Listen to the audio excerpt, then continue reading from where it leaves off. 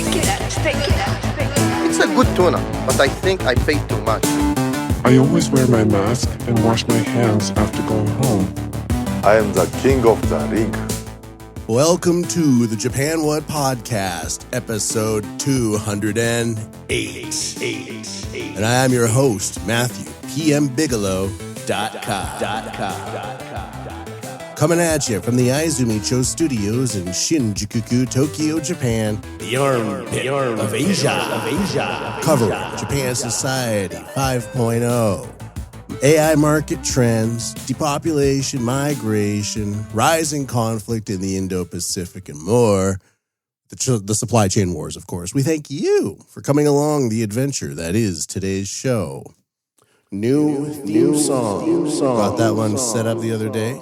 I had the other one for 5 years, and I just wanted a new one, so I got one. What do you think?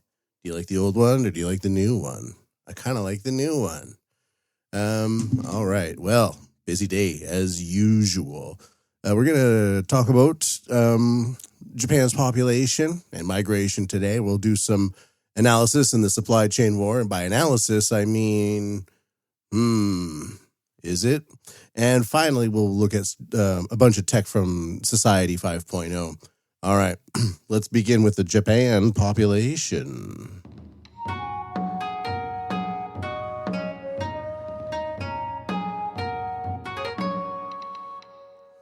All right, this has been out for a couple of days now, and I've talked about it with a couple of people so far, but may as well cover it now. Japan's population declines for 14th straight year. Over 75 cohort continues to grow. Should come as no surprise to anybody, and nobody really does anything about it, except yours truly, having kids, making that family bigger. How about you? It's all up to you. I'm not going to be the person who goes on the podcasts and proselytizes, tells you to whip into shape, as if. But that said, I've been here for 18 years, 19 years, almost 20 years maybe. And so I've seen the population grow and decline. And boy, do you notice it. Boy, do you notice it indeed. I think if you've been here for like 40 years or 50 years, like you've aged so much as well. And you also probably remember a totally different society. I mean, Japan 40, 50 years ago, everywhere 40, 50 years ago compared to now. But in the past 20 years, it's like, nothing really feels like it's changed so much when you look at it. The buildings kind of the same, skyscrapers, the glass is glassier. The cars are shinier, but they, car 20 years ago, the headlights maybe look quite different these days. Maybe some Chinese models creeping in there. But it's not as though there's like some sort of new car. A car from the 1970s and the car from the 1990s. It's distinguishable as the fashion. So it kind of looks the same, but it's not. Everything's kind of changing in a trajectory that is unfortunate. But let's take a look at this article here. And this is just to put it on the record. And one thing that I don't like is when people just say, well, it's good that the population's declining because that'll just make parks greener. Or it's good that the population's declining because then houses will become cheaper. Or it's good that the population's declining because that will mean more Japanese people will become farmers and they'll be make more farms for Japan.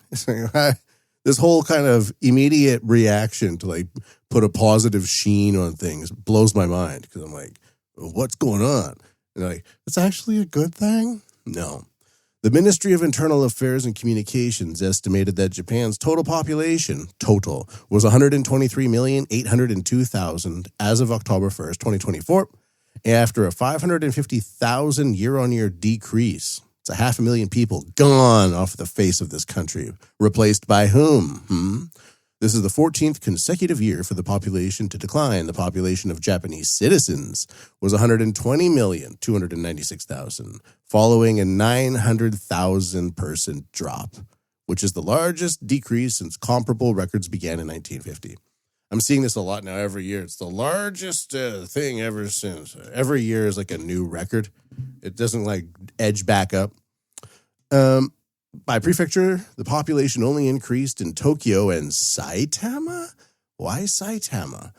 I think it's just because of the easy access to Tokyo.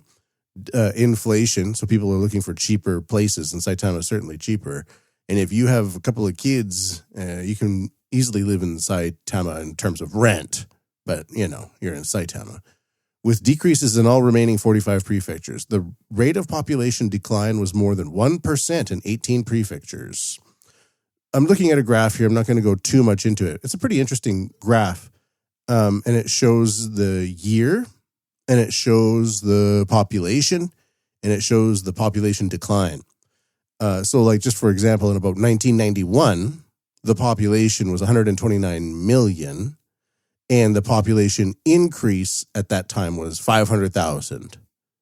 But then in 2006, 2007, just as soon as that Lehman shock, the financial collapse happened, all of a sudden it went from a positive surplus to a negative drop-off in population. Now, the population had been declining year on year. So let's just take a look here. Maybe in the year 2000, there was a 400,000 person increase. 2001, it goes down to 200,000 person increase. And then by 2004, it's a negative. 2005, 6, 7 shows a little bit of a recovery into the positive. 2008, the negative. 2009, just a little bit positive. And then the next year, 2009, 2010, it starts decreasing by 200,000 per people a year. It recovers up a little bit up until 2016. But then after that, it starts decreasing. Like, it's still a decrease overall, but the decrease is less in 2016. Like, there's only 50,000 people decrease. But then from 2016, it's 100,000 person decrease. 2018, 300,000 person decrease. 2021, 600,000 person decrease. And now we're into 800,000, 900,000. So it's not like it went like gradually up and gradually down. It went down really, really fast. Like I said, it went from a surplus in 2006 of about 100,000 people. And then 2016, or 17, it was negative 200,000 people. So the rate of decrease is insane. That just means also that the amount of young people are becoming smaller and smaller as a proportion of the demographics, and the amount of older people are becoming larger and larger. And as a result, everything's about them. Everything. COVID was about them. Look what happened to the population right after that. Yep. Screwed over entire generations of people. So that's the population decrease. I don't think we need to go into it more than that, but looking at some other news topics related to that. Now, if you are an increasing demographic in an aging bracket, you can, like, I was talking to my brother, and he said, like, oh, this town was celebrating the fact that a 56-year-old person moved there and they considered him young because he can still do stuff. But what about in 10 years when he's 66? What about how many more people that can do stuff will move there during that period? Who knows? It's the future, blah, blah, blah. But this comes to us from the Asahi Shimbun from April 14th, 2025, and we're recording this on April 18th, 2025. And it says, Japan faces severe shortage of carpenters as home prices soar. So this is one thing we never considered. I was thinking, like, where are we going to find the nuclear scientists with the population decreases and stuff like that? But if you only have a certain amount of people in your pool, and they're all getting college educations, guess what you're going to lack? Builders. And some builders don't require a lot of skills. A lot of, like, the buildings that go up, the big buildings, there's a lot of low-skilled labor, just people walking around with wheelbarrows or putting up scaffolding, taking things from one place to another. That type of stuff can be done by anybody. You can import that from other places, but do you really want to import millions of people to build the houses for your grandparents? Are they going to do a good job? That's what's happening in Canada right now. Canada, where I'm from, has been importing millions of people a year from the subcontinent. I guess I should say maybe like South Asia, India, Pakistan, Bangladesh, and places like that. And a lot of them are getting jobs in home building and stuff like that. and the cost of housing is going way up. And then you look at the build quality, and well, it looks kind of like India. If you ever looked at Indian houses in India, yeah, they can go up. But are they to the spec of a country that has higher standards? No. And you can't just copy and paste that into somebody who's come over there living a life like that and expect them to build a new house in the way that it was envisaged by a local person in another place, right? Like, why would people like get all antsy and say like, oh, you're getting into racist territory? It's like, yeah, well, no, actually. Nobody ever thought that you could just take a bunch of people from one place, copy and paste them into another place, and they would just start building the things in their new place. It's like every time that happens, they build the things in that new place from their old place. Look at Chinatowns all over the world. Did the Chinese people move there and just start making Dutch houses and clogs? No, they made a Chinatown. That's where they're from. So you copy and paste the people and the culture and the way of thinking and the standards and practices and stuff like that. So let's just read here. The once accessible process of designing a custom home is turning into a luxury option as Japan's carpenters join the growing number of industries suffering a shortage of trained professionals. The trades workforce has dwindled to a third of its former size over the past 40 years. We can't find any carpenters and is a growing complaint heard by Craft Bank, Inc., a subcontractor platform that organizes events to match carpenters with housing developers. I'm turning down jobs left and right, said a 30-year-old contractor who employs 2 people in the Kanto region. Doing good, right? Despite sometimes being offered barely profitable terms, he maintains a strong negotiation position and said the old hierarchy where subcontractors were seen as inferior is fading. Thanks to a thriving business, his after-tax income exceeds 10 million yen, $69,000 annually.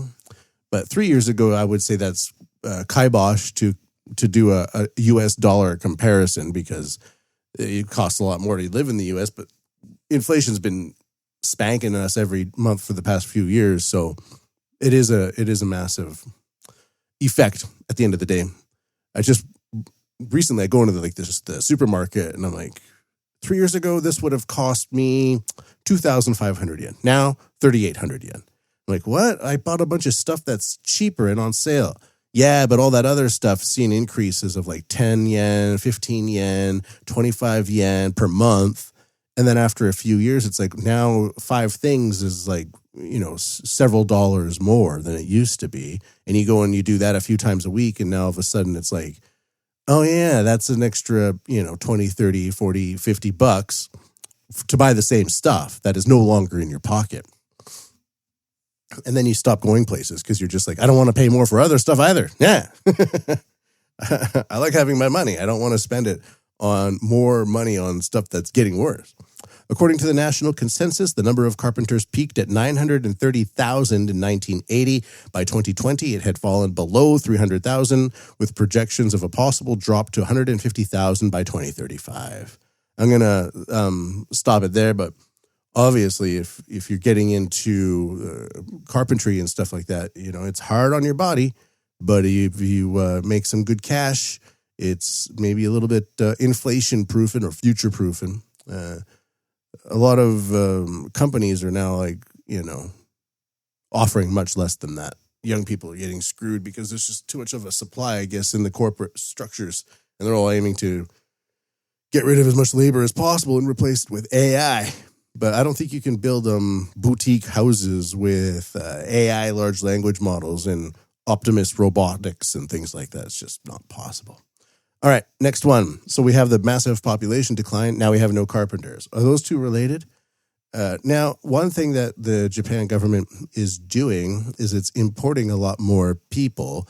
The amount of foreigners in Japan's skyrocketing because of migration and also because of tourism. I live in Shinjuku, and I used to live in a part of town that didn't have much tourism or tourists. But in the past, especially with COVID, it disappeared completely. But before that, we'd been seeing record numbers of tourists coming to places all over Japan year on year. But there'd be places where you could go and they wouldn't be there. But now they're just everywhere. I walk outside, and I would say sometimes around my house, if I go for like a 10-minute stroll to pick up some stuff, a loaf of bread from here and maybe a 6-pack of beer from there, I would say maybe probably half or more are non-native. Yeah. So it's stark. It's really stark. More workers, but also a lot more tourists. Anyways, it's irritating because they don't know how to work anything. And it's not a tourist area. So all of a sudden it's just like you're dealing with a whole bunch of people that have no idea what they're doing. And it's just all the time. And they're always taking pictures and they always want to like help. It's like maybe 3 or 4 years ago, I would have stopped and helped. But if I stop and help you know how many people I'm going to have to stop and help all the time, everywhere I go? Am I Mr. Help? No. But this is an interesting idea as well, is that the future demographics of a foreign population, I've mentioned this before, but I would say like, if the foreign population increases in Japan, maybe when I think of foreign population, the immediate sort of internal bias that you have to get rid of as soon as possible is foreigners like yourself. Maybe there'll just be a lot more Canadians and Americans coming to Japan and it'll be like the 90s again. No, it doesn't do that. It doesn't do that at all. It's in ways that you would never imagine. And this is just, I'm going to read a little bit from here. So to deal with the amount of people falling off this demographic cliff, the government's kind of scrambling and thinking of ways and drumming up ways to bring people in.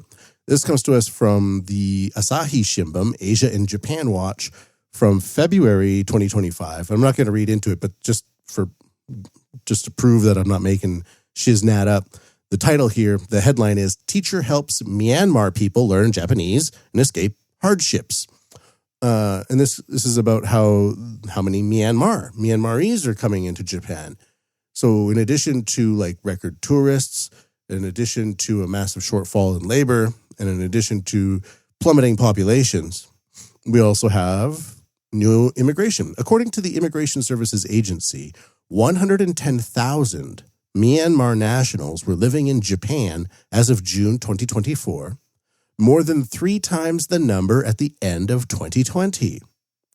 The latest figure was also up 27.5% from the end of 2023, the sharpest increase among foreign nationals residing in Japan.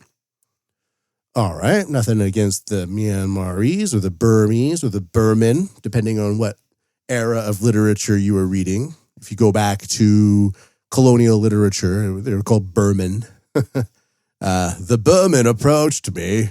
Yeah, it's something like that. If you read George Orwell's Burmese Days, I think they called Burman back then. Myanmar, Burmese, whatever you want to say. So if there's 110,000 of them now in Japan, that's pretty significant. But what do they do? Like, I don't know of any esteemed colleges there. They've been under a junta for the past 4 or 5 years, and they're considerably ranked like on the lowest of everything, everywhere, all the time, for as long as I can remember. I've read quite a bit of history about Myanmar, and the reason why it wasn't able to develop is they have monsoons. They have a very rough terrain. It's all jungle and lots of forests and a delta that floods in the south. There's lots of earthquakes that can happen there. And it's also known as like a human bridge where you have a lot of human people moving from one place to another place through there. So there was never really an opportunity for society to like take hold. But when it did, Japan helped the Myanmar, the Burmese, kick the British out, actually.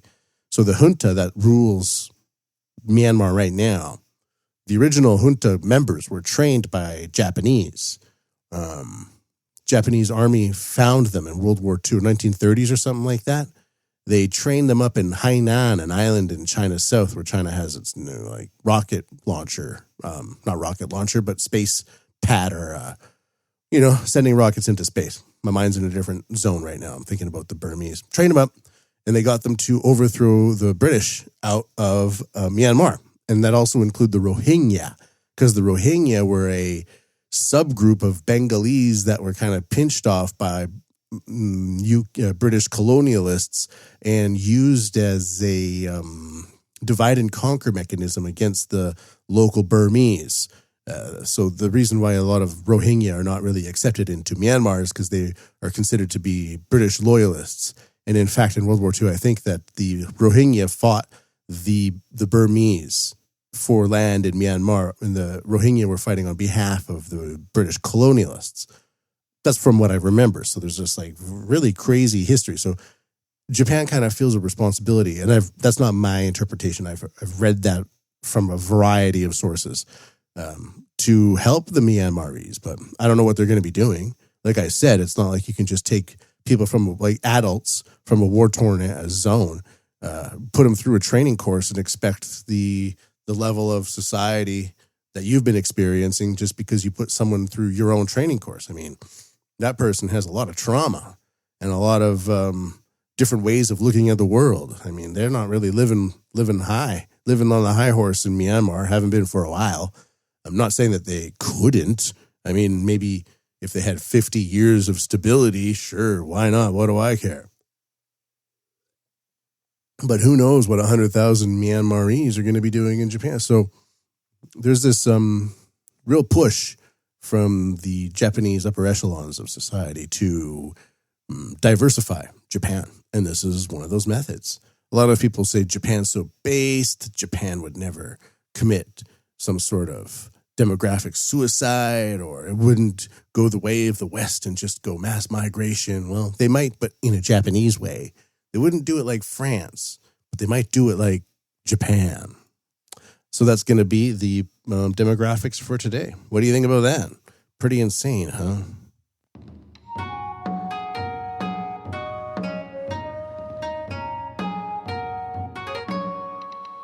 Supply chain wars. Die for the war. Everybody moves. Die for the good, for the good. Die for the war. Die for the war. The main thing right now I've been covering the supply chain wars ever since COVID, because I believe COVID was the onset of the current form of the supply chain wars, where COVID was shut down. It was a supply chain bottleneck. It sent the rest of the world into a tailspin. Everybody was panicking about the COVID virus, but I was really worried about supply chains for this whole time. We saw disruptions in chips, disruptions in shipping. We have China with developing its own hegemon with AI ships, AI satellites, AI payment systems between the global south and China to bypass the US dollar. They've been going unfought against by the Americans, but now the Americans are fighting back. Donald Trump with his tariffs. Everybody's going, oh, the tariffs. I have this is like the tariff take on the Japan Web podcast. It's not really a take, but I'm going to read from the news. Japan deeply concerned about global economic fallout from Trump's trade tariffs. From Japan Today, from today. And it says, Japan is deeply concerned about global economic fallout from U.S. President Donald Trump's trade tariffs, Finance Minister Katsunobu Kato said on Thursday in the government's strongest warning yet as the two nations began trade talks. In an interview with Reuters in Tokyo after the talks began in Washington, Kato also voiced concern over recent volatile market moves triggered by Trump's tariffs announcements, saying they could hurt Japan's economic recovery.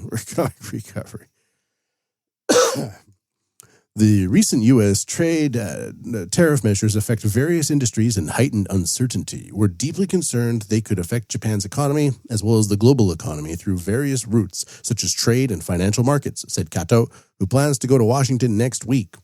Kato is also expected to meet with Treasury Secretary Scott Bessent to continue the talks, and Kato said he will closely communicate with the U.S. on currency issues, blah, blah, blah. The yen's at record lows, which is why there's so many crappy-ass tourists coming here. I see a lot of Islamic tourists as well, and like with the headdresses and stuff like that. I even saw one with like the niqab, the one that looks like just a mail slot. Of course, her husband had a beard and like was wearing a soccer jersey and a pair of jeans. That's kind of a common duo setup for people with that way of looking, that way of thinking, that way of believing. But normally I wouldn't, be all gung-ho about Muslim attire, but recently the tourists from North America are so shoddy. They wear like really thin t-shirts. They have big guts and a lot of crappy tattoos. And the women as well, like, will show like a flabby midriff covered with like a tattoo of like some sort of wolf dog under a rainbow next to some tribal pattern or something like that. And it's like, oh my God. And you're like, and then you look over at the Muslim women and it's like, well, the shawl at least is a nice color. Now, and I don't have to look at your flab. But anyways, that's why the yen is so low. So we're attracting all these crazy tourists. But a lot of people are like, oh, the trade this and the trade tariffs that. Every day it's so crazy. And I was thinking about what to say about the trade tariffs. It's not like I have any say either. But Trump's tariffs and the way that Japan and the rest of the world is reacting to them is thus. It's like a body of water infested with sharks, piranhas, and giant squid. And a fleet of 287 tandem rotor helicopters come in over a crest of a mountain carrying massive birthday cakes. Like they're just as big as the helicopters themselves, chained up underneath the helicopter. But except the containers, like the cakes are containers filled with raw meat, and they float over, they hover over this body of water, and they all simultaneously dump the meat into the water, sending the sharks, piranhas, and giant squid into a crazy feeding frenzy. So then the water is roiling, it's turning red from all the blood and chewing, when all of a sudden a flock of mechanized pterodactyls from the future blink into existence via warp technologies. And these giant flying dinosaurs start shooting thermal lasers out of their eyes into the water, which starts to boil. And now the sharks, piranhas, and giant squid give up on their feeding frenzy of meat as the helicopters whip ahead and above.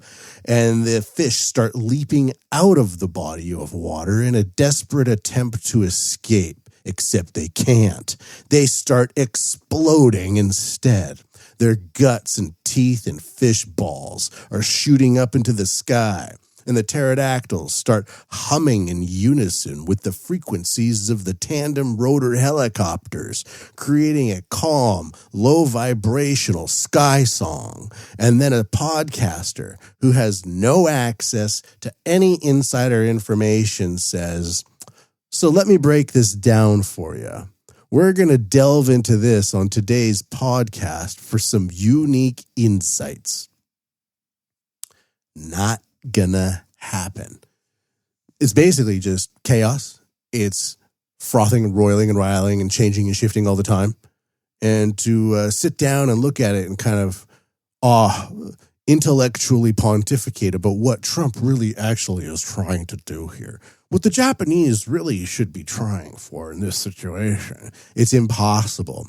You just basically it's the proverbial popcorn meme where you just munch on the popcorn and watch what's going on. And that's all you can really do, because the pterodactyls, mechanized, and they're from the future, are unpredictable. We don't know what they're going to do. I didn't foresee them shooting lasers and boiling the water. Did you?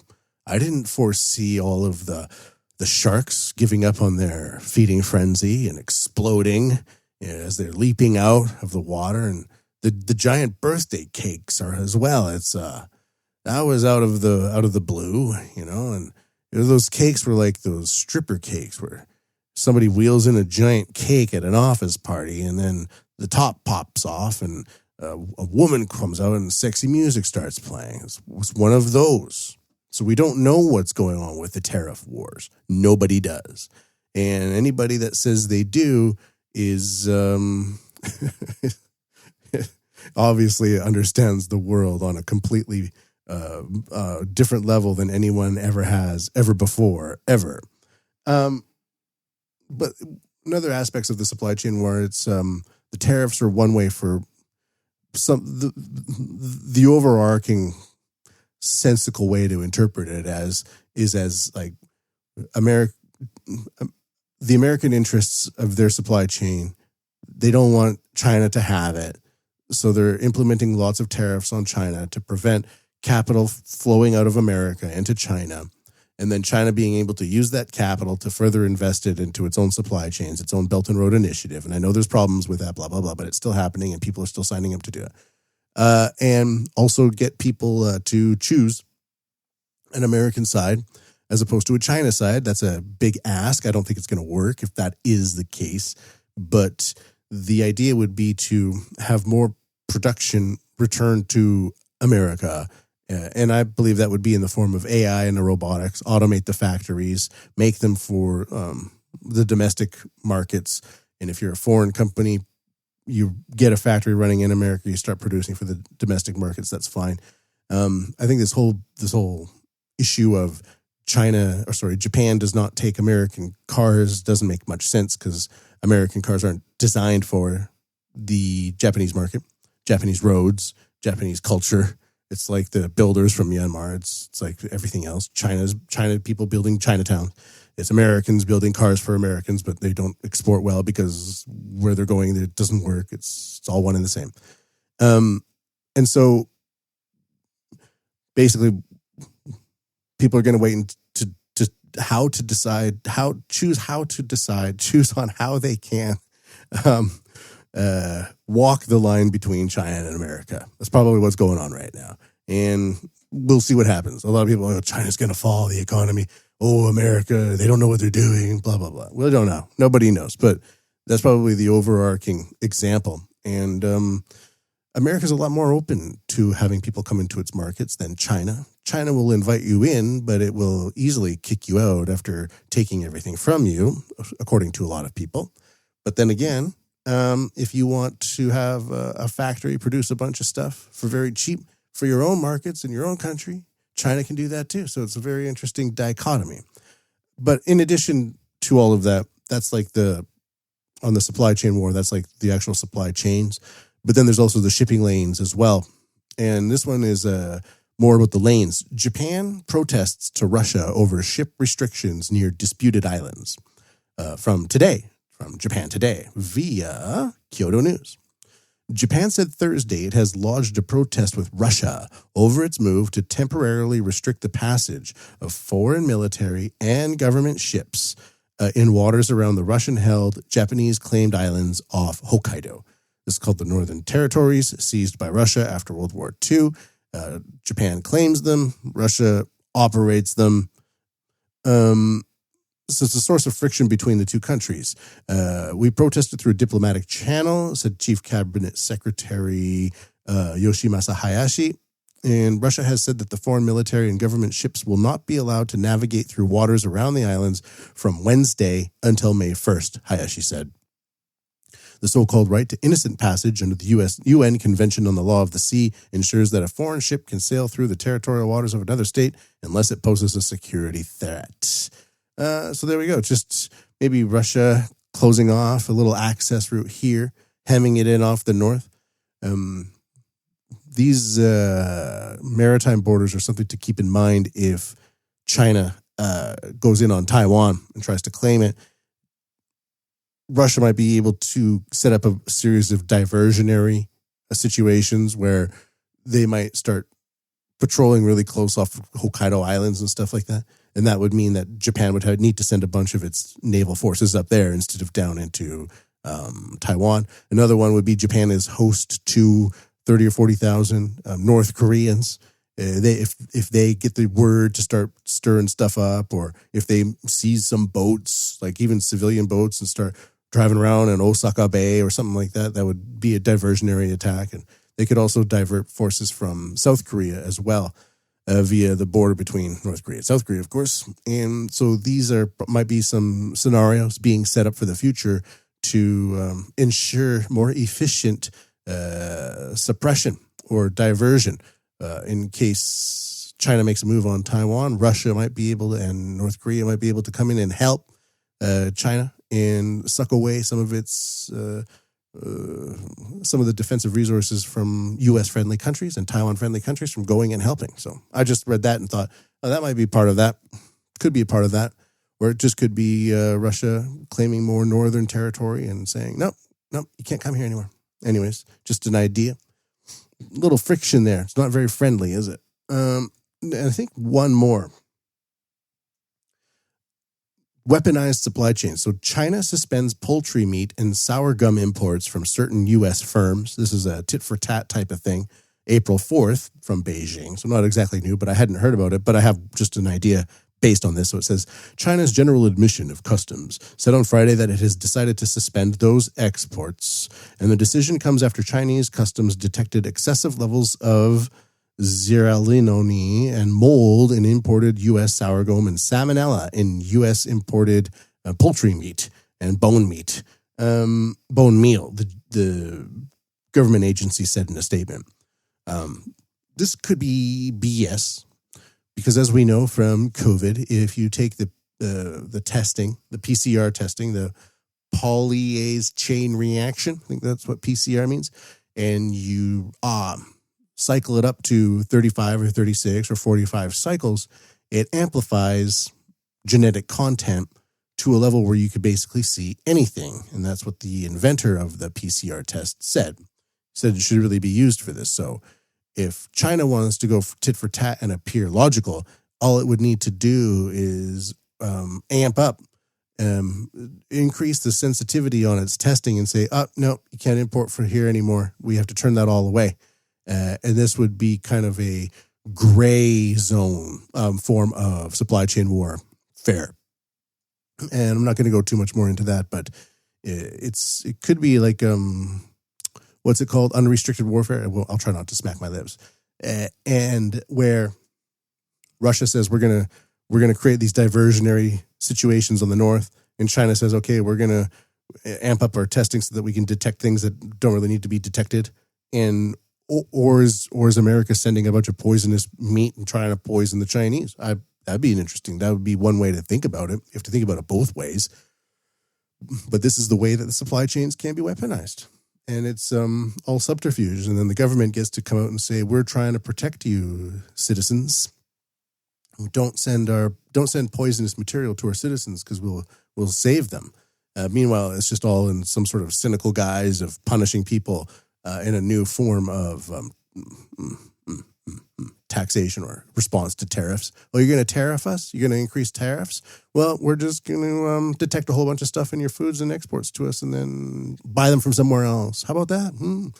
We're China. We can get things from other places, America. It's not just America anymore, America. Would be their way of thinking about it, perhaps. Die for the war, everybody move. Die for the good, die for the war, die for the war. And I believe the next one is Japan Society 5.0. The fourth industrial revolution will enable us to create a new society.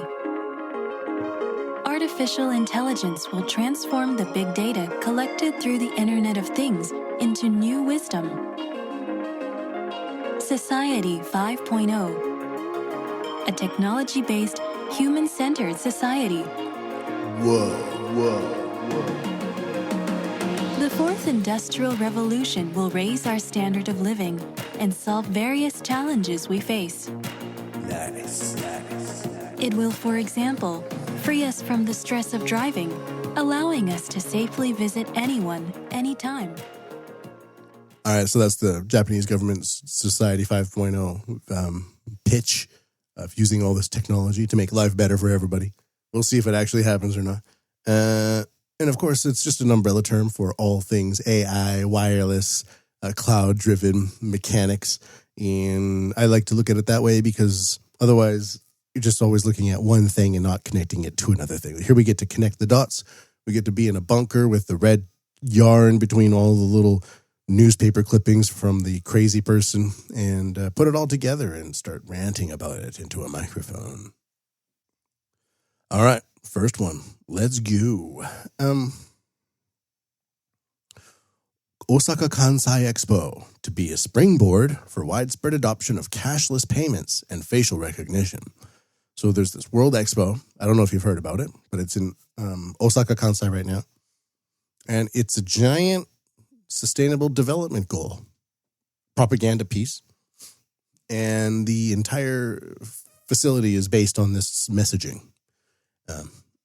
It used to be a world of wonder, what the future will be like.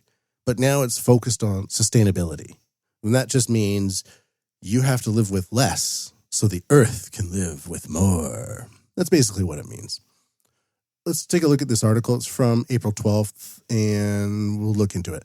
The Osaka Expo, which will be held on the artificial island of Yumeshima, Osaka, will not allow the use of cash for shopping and will have a cashless system for all payments. Facial recognition systems will be actively adopted for entry and payment at stores. This will be the first attempt at a large-scale domestic event such as the Expo, and it may be a stepping stone for the spread of cashless and face pass policies, which Japan is lagging behind in. Cashless payments at the Expo will include credit cards, transportation electronic money, QR codes, and the Expo's own electronic money. Myaku-pay. Myaku-pay allows users to deposit funds into a dedicated smartphone app from credit cards, bank accounts, etc. Once you register your face image in the app, you can complete the payment by simply holding your face up to the facial recognition-enabled cash register at the venue. This saves you the trouble of taking out your wallet or smartphone. Yep, every time I do that, I think, wow, what is this process and how do we get rid of it? Sumitomo Mitsui Banking Corporation, which developed Myaku-pay, is promoting it at large-scale events to give a boost to the promotion of cashless payments. At the entrance to the Expo site, 51 of the 69 entrance gates are capable of facial recognition. For people with tickets that allow multiple entries, their identity is confirmed by reading a QR code and authenticating the face image registered when purchasing the ticket. According to NEC, which is developing the system, this will prevent impersonation of people entering using someone else's ticket. The company expects the system to be used by 1.2 million people. This is actually the facial recognition camera and the QR code is a dual form of authentication, but it's based on both ends. One end is the camera, and the camera in this case is the last point of the government's tracking. Like they have all of the infrastructure and all of the wiring, and it goes into the camera reader, and then that's reading your face. And then you come in there with your QR code and you scan it. And so that's logged into the cloud. And with another camera or a separate camera or with even the facial recognition camera, it can confirm that you are using that device at that time, sending a packet data into the cloud to confirm it, and it's confirming at the same time. So it's a way to match the reality of you with your phone with the digital surveillance on the government end. So no, you can't spoof it, but in fact, it's a way to dual confirm the physical and the digital at the same time. That's kind of what it's there for. And that's a real tracking thing. This whole thing's about tracking, by the way. I went to CTEC last year, which is a tech event, and I needed to go register in advance, and I had needed to use a QR code. And if you used to go to like trade shows and things like that, you just walk around and get pens and free stuff and a pamphlet or a folder and stuff like that. And it would serve as like an advertisement. But when I went last year, I had to scan my QR code, even for a pen. Hey, you want a pen? Yeah, sure. Well, just let me scan your QR code, which is like your ID that you wear around your neck. And that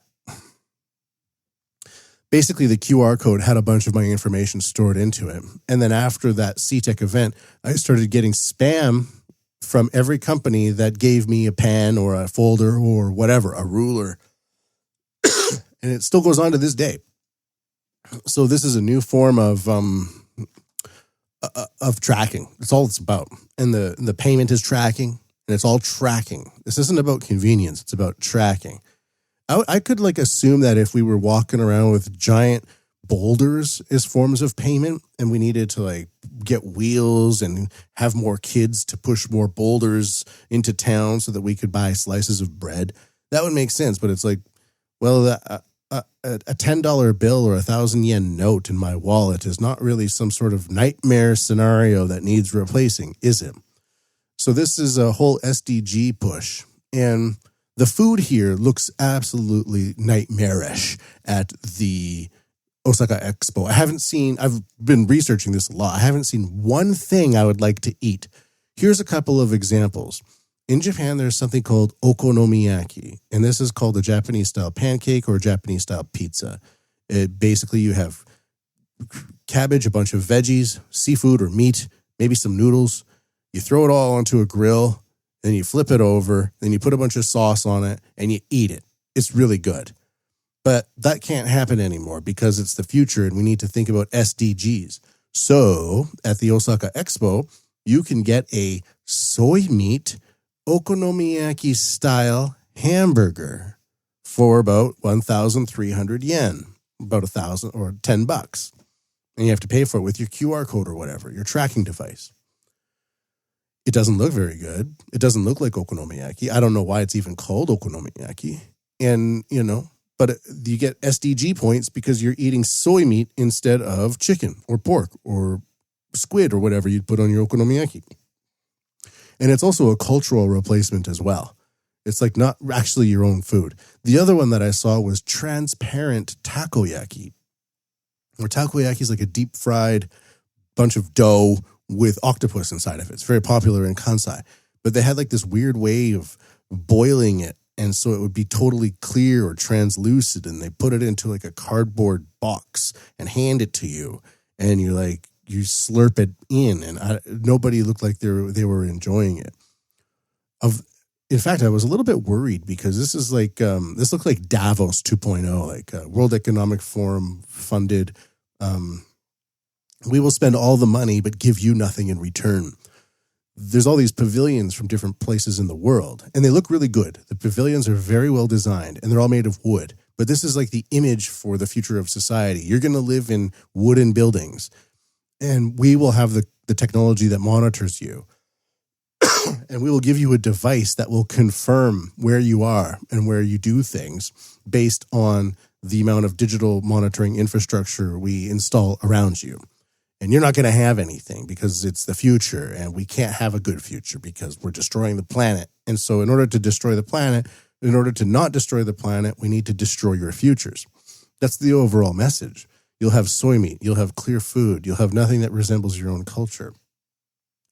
But this is all being done by like drab, overweight bureaucrats or like the Irish Pavilion. It's like you can come and listen to traditional Irish stories. It's like, well, I could read that on Wikipedia at home. I don't need to go and listen to some person in a poorly designed audio space talk poorly into a microphone that's not done well so that you can.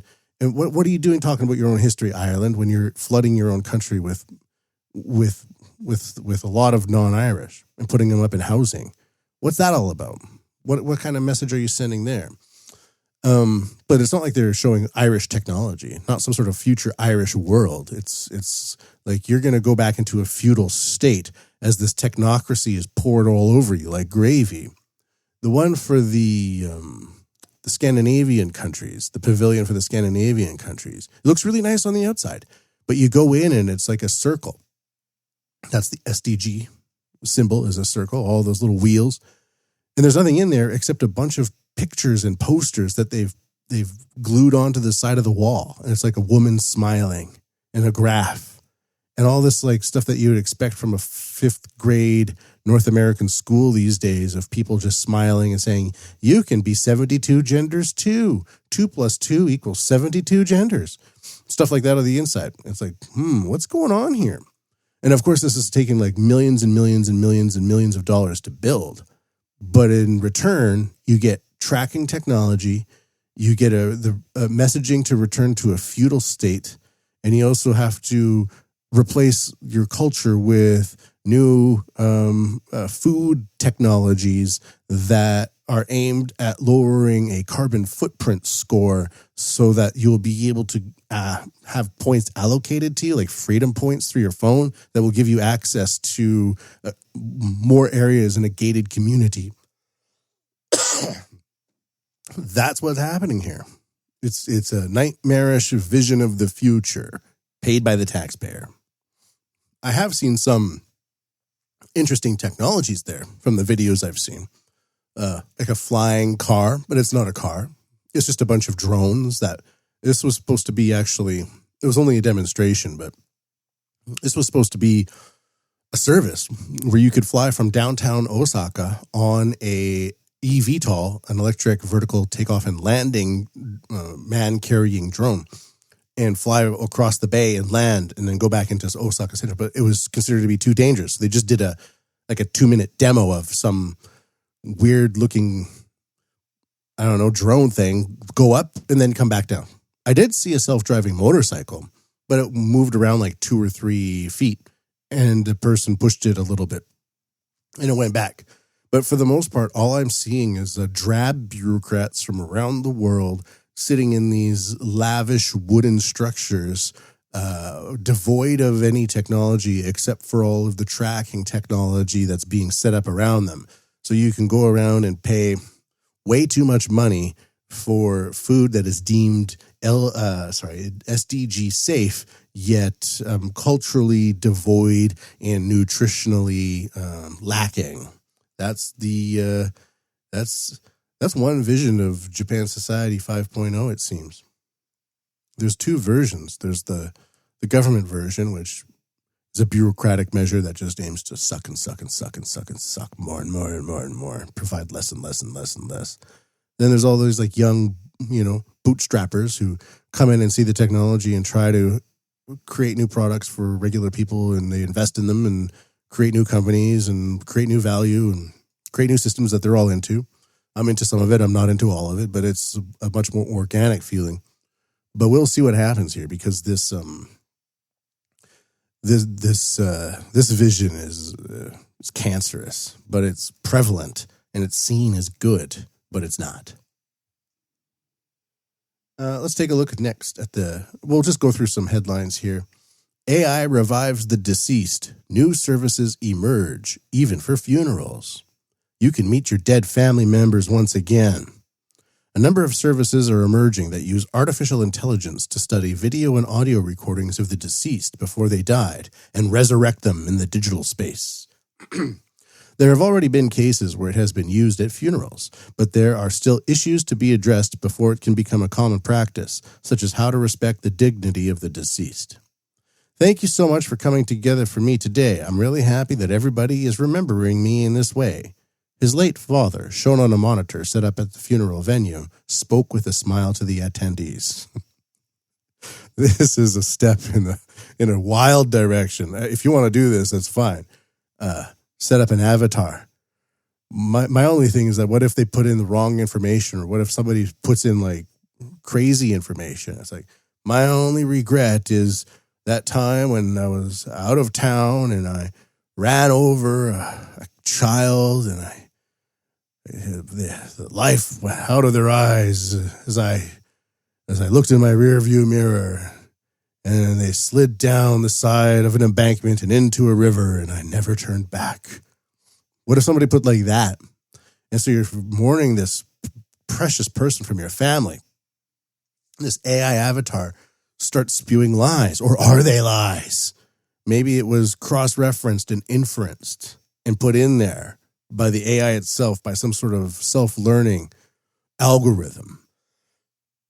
Or maybe it copied it and pasted it from some renowned killer. It got the wrong data, and now you have like this psychopathic mass murderer as the avatar, for your daughter. My loneliness has eased. The chief mourner, Saitama City Disaster Prevention Equipment Sales Company President Hiyasinori Murakawa, lost his father at the age of 98 in December last year and entrusted the final speech at the funeral to the AI. So it goes on from there. Next, 7 Bank's ATM facial recognition service strengthens measures against deep fakes and launches a year late. I've noticed that the 7-Eleven Bank's ATM machines have face cache installed on them now. These are actually pretty interesting ATMs. There's like a button that you push, like your code and the amount of money you want. Like those are physical buttons, but these things are connected and they're networked, and they can receive updates to them. So every few months you go in and it's like the ATM has all these new features inside of it. Impersonation methods have become more sophisticated, so we needed to strengthen our countermeasures. We spent a year working on it so that we could deal with deep fakes without any problems, said Toshikatsu Kashikuma, general manager of the ATM Plus planning department at Seven Bank.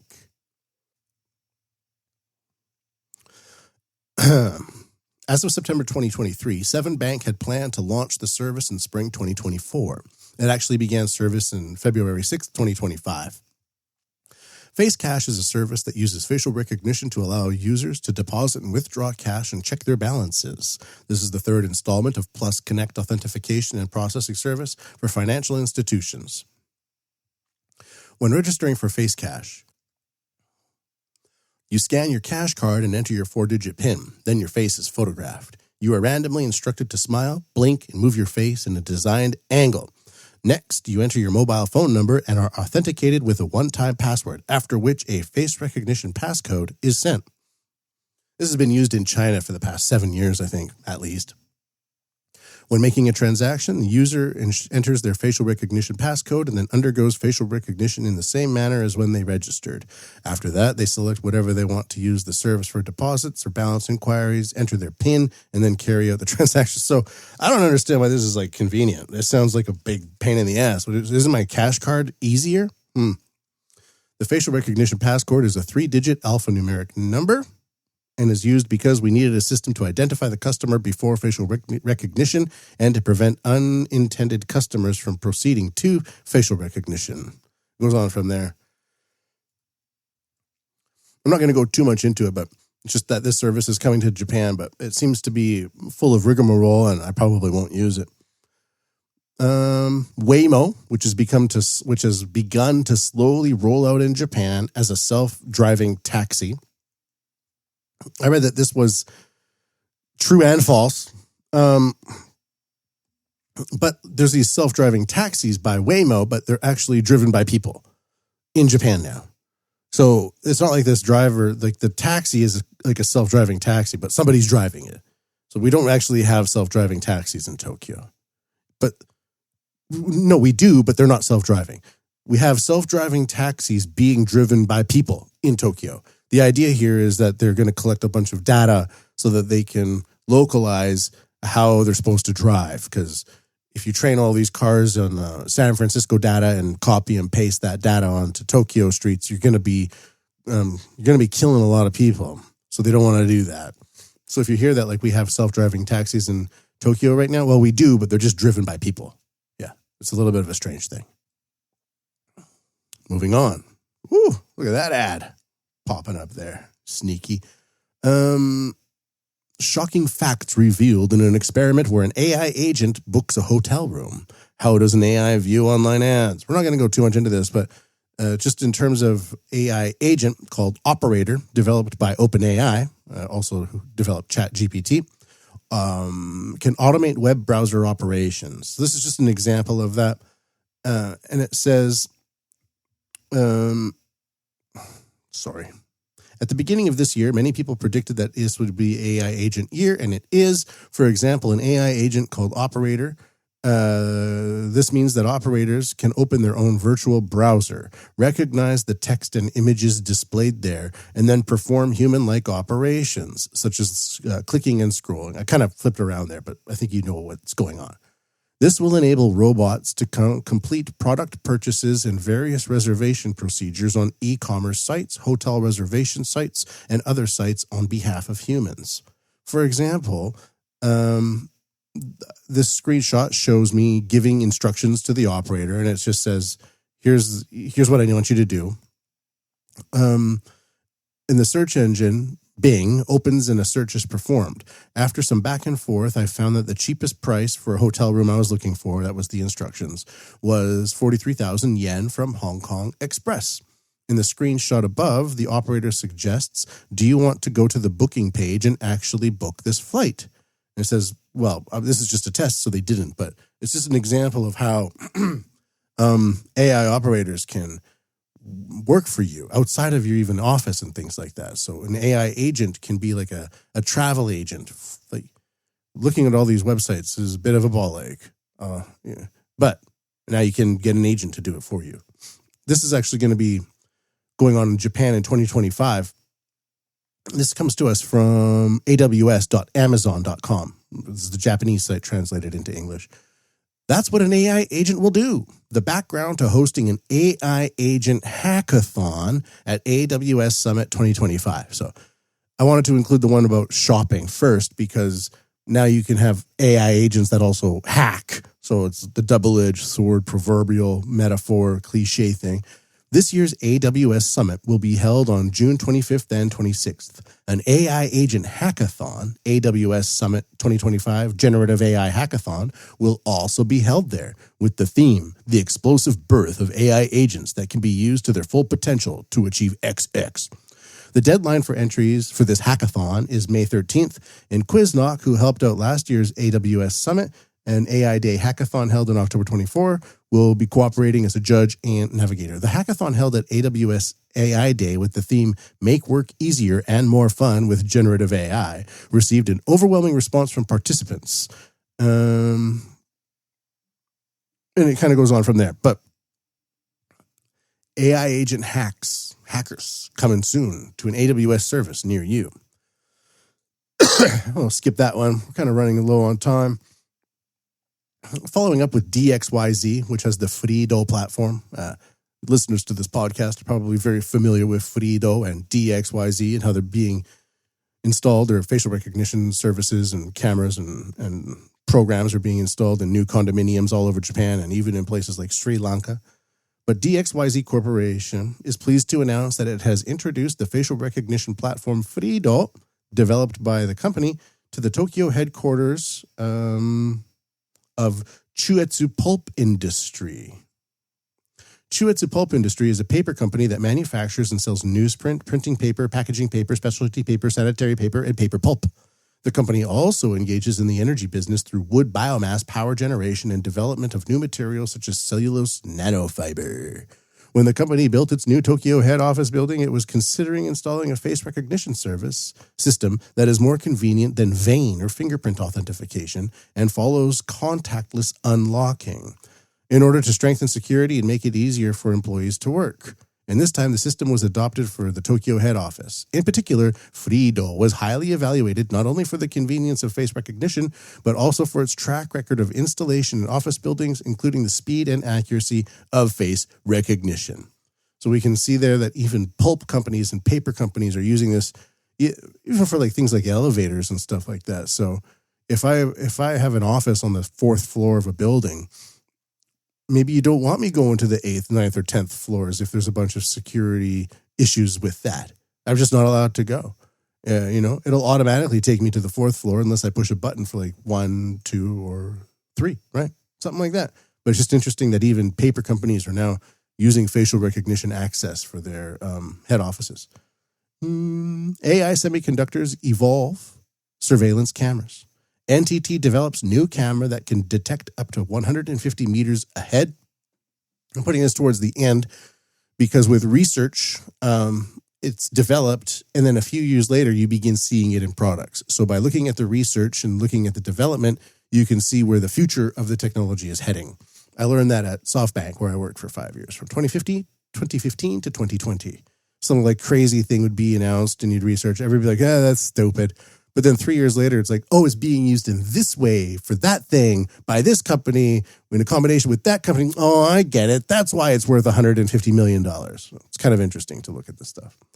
NTT announced on the 10th that it has developed an AI semiconductor to be installed in surveillance cameras and drones. The semiconductor is said to process images faster and consume less power than the conventional method of sending the captured images to a data center for processing. The new AI semiconductor is designed to process high-definition video in real time. The higher the resolution and the larger the data, the more calculations and memory is required, and the more power is consumed. For this reason, up until now, captured video was compressed into a small file data for processing. The new AI semiconductor has realized technology that allows data processing without compressing video. This allows it to detect people and objects from about 150 meters above the ground, which is its selling point. Interesting. This also coincides with another theory from the Japan What podcast, is that this AI revolution, this society 5.0 is largely unseen. We don't really see it. This is a smaller camera that can be installed into a smaller device that sees up to farther away.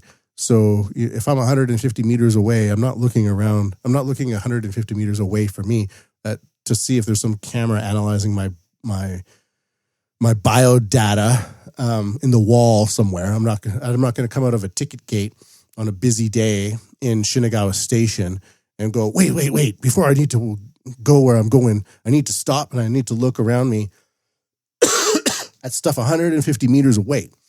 See if there's like a little pin size hole in the wall and ascertain whether or not that's equipped with facial recognition cameras and devices and chips.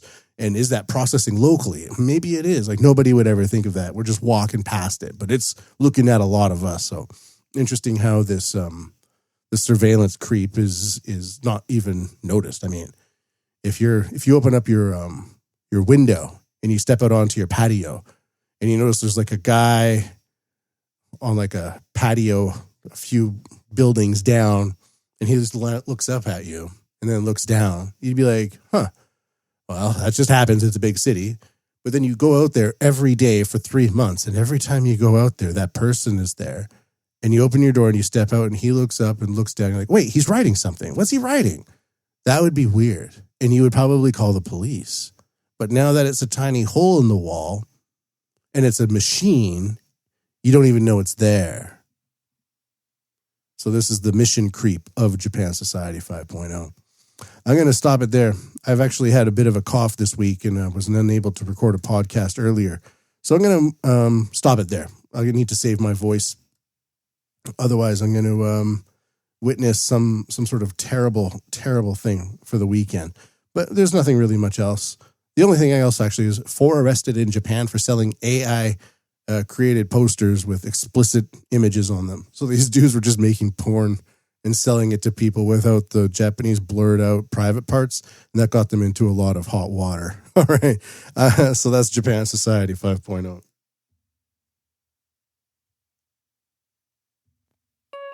The fourth industrial revolution will enable us to create a new society. Artificial intelligence will transform the big data collected through the Internet of Things into new wisdom. Whoa. All right. Well, I'm going to play the song for today. The song is made by AI. So I put all the content from today's podcast into Grok, and I asked Grok to make some sonnets. And it really locked on to that imagery of the sharks and the helicopters and the squid frothing and riling and the birthday cakes. Some of those examples were just, it really kind of ran with it. So a lot of the song is about like sharks and bites and thermal lasers from the pterodactyls traveling in time, mechanized pterodactyls from the future, which is today's title, I believe. I think that's what the title will believe. I believe the title will be. So we're going to play the song and I'll come back on the other end for a special announcement.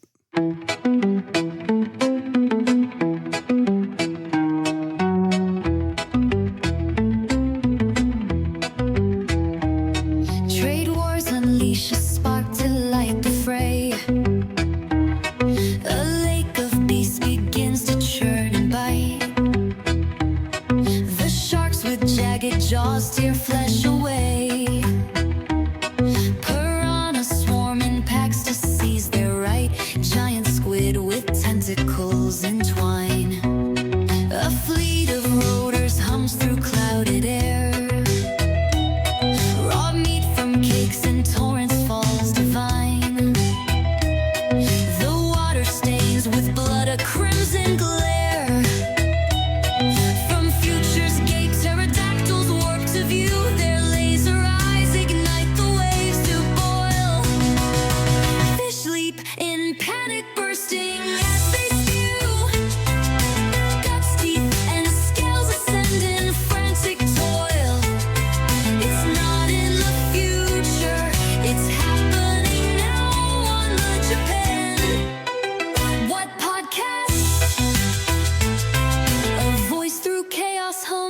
Tranquil vow.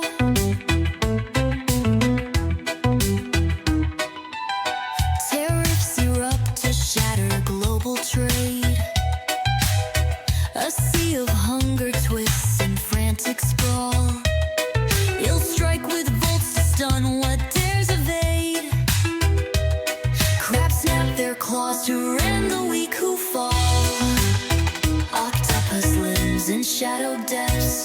constrict.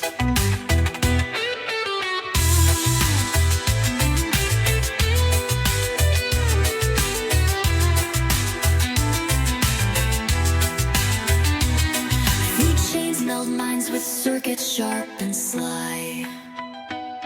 Expos unveil a world where faces pay. Scanners at gates let cashless dreams comply. Bank screens now foil the deep fake's cunning play. Cameras pierce night to spot what lies afar. Taxi sends drivers glide through urban sprawl. AI books rooms, it shuns the ads bizarre. Hackathons birth new agents swift to call. It's not in the future, it's happening now on the Japan. What podcast? On the Japan. What? On the Japan. What podcast?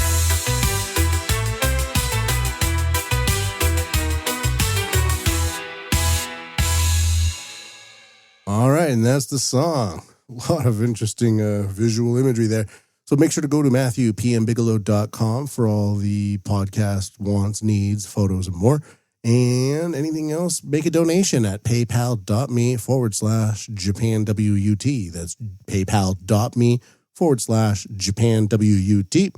Until next time, everybody, I bid thee a very happy and warmful and heartful Ja Mata. No.